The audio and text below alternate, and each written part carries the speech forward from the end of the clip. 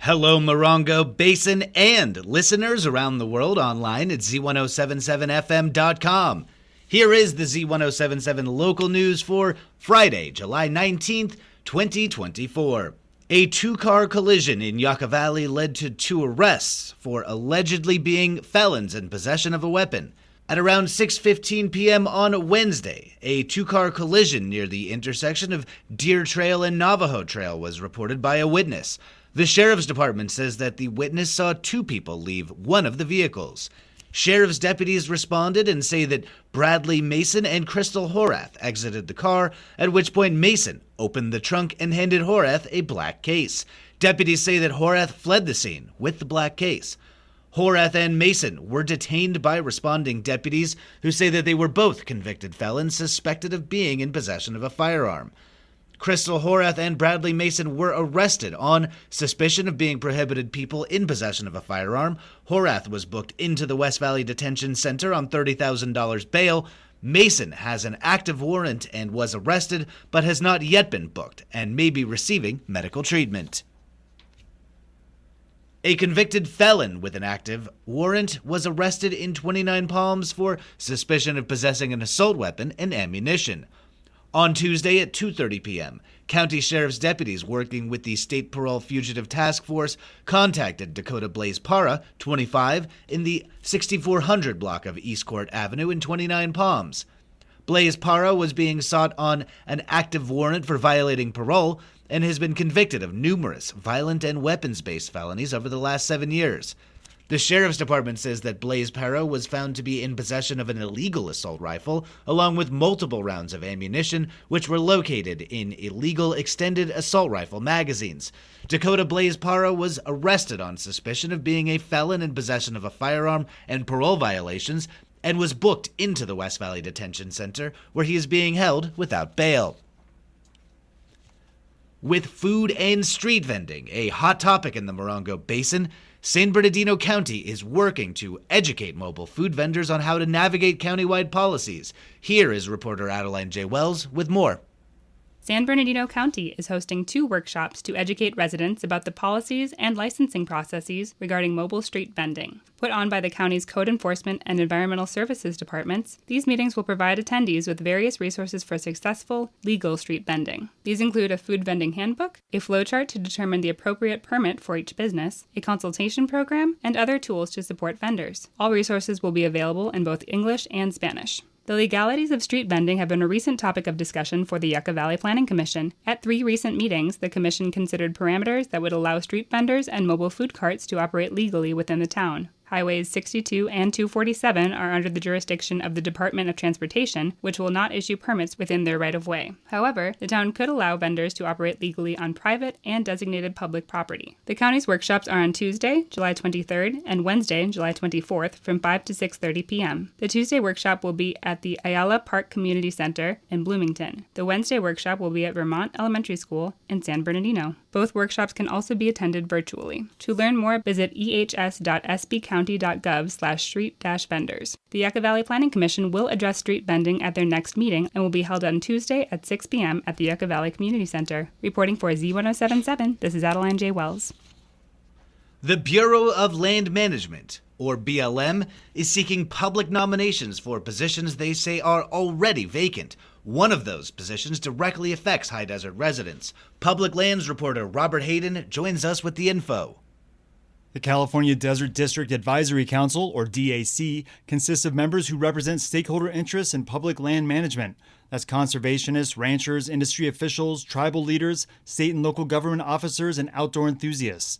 The DAC is one of 3 advisory councils seeking public nominations for positions on their boards.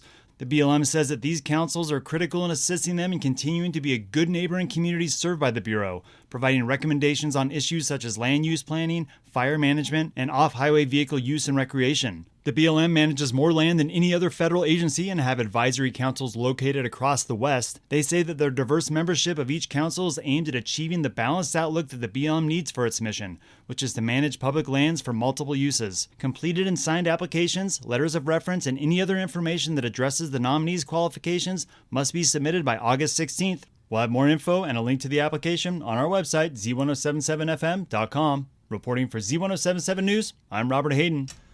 As students begin to get ready for the new school year beginning in August, the Morongo Unified School District is hosting their annual Back to School Resource Day today. Students of all ages will be able to pick up a free backpack filled with school supplies, pick up boxes of foods, and dental kits. The school district will also be providing information about immunizations and physicals to help students meet the qualifications for enrollment. The resource event will be held today at Joshua Tree Elementary School from 9 a.m. to noon.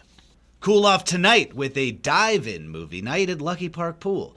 The first event of its kind in 29 Palms, the city's Parks and Recreation Department will be screening Disney's live-action version of The Little Mermaid. Everyone is invited to hop into the pool or grab a lounge chair and watch the family-friendly musical film. There will be snow cones and giveaways. The fun begins tonight at 8 p.m.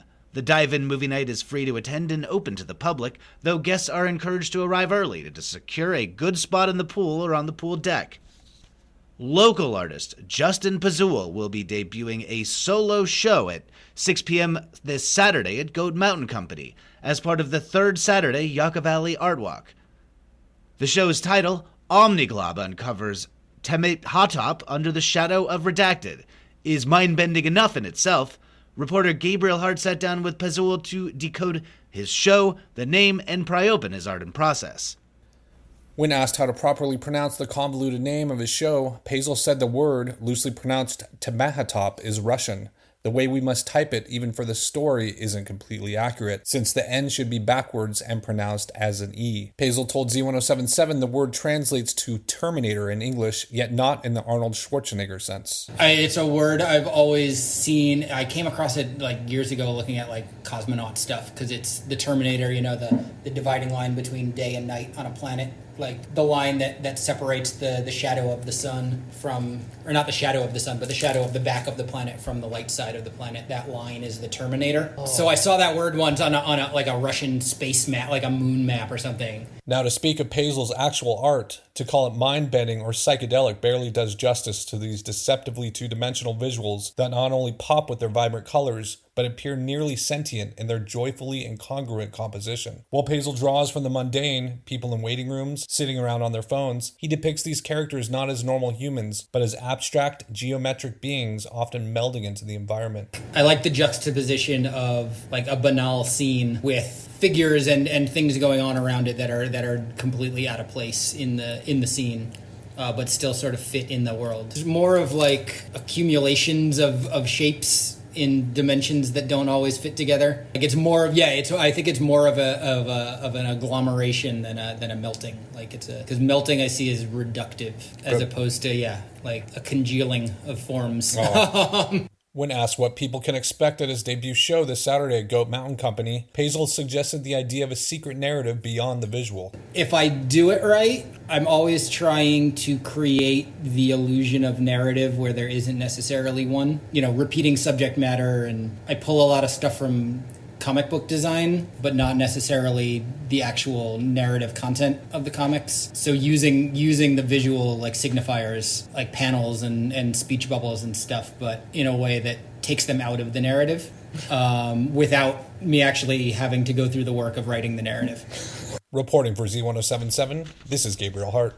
If you have music in your soul, come play with the Yucca Valley Flute Circle. The Circle joins together tomorrow to play Native American flute in a supportive learning environment. The Circle meets tomorrow at 4 p.m. at Rainbow Stew in Yucca Valley, located at 55509 29 Palms Highway. All skill levels are welcome.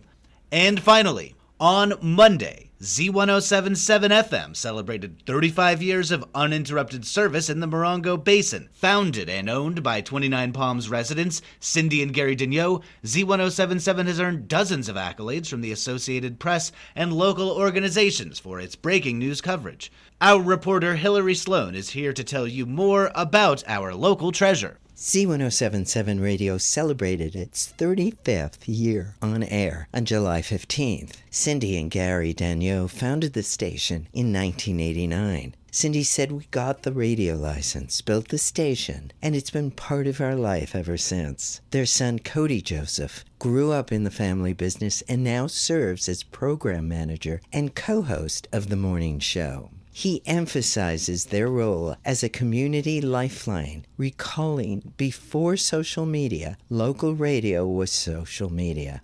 Z107.7 continues to grow, and its community impact extends beyond the airwaves. They organized fundraisers like radiothons that sent local students to Carnegie Hall and raised significant funds for Hurricane Katrina relief. Gary Daigneault hosts the impactful Up Close show every Friday from 10 to 11 a.m., interviewing locals on the morning show. Cody, or his co-host, Jeff Harmatz, announces birthday wishes.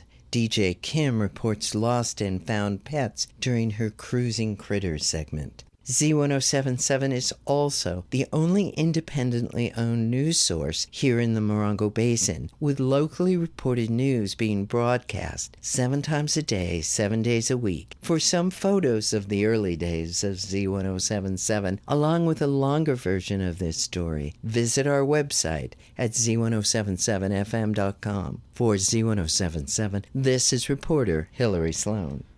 That's our local news. Hear local news 7 times a day, 7 days a week at 7, 8, 9, noon, 4, 5, and 6. If you hear about news happening, let us know. Email us at tips@z1077fm.com. Reporting for the Morongo Basin News Leader, the award-winning Z107.7 Local News, I'm Jeff Harmatz.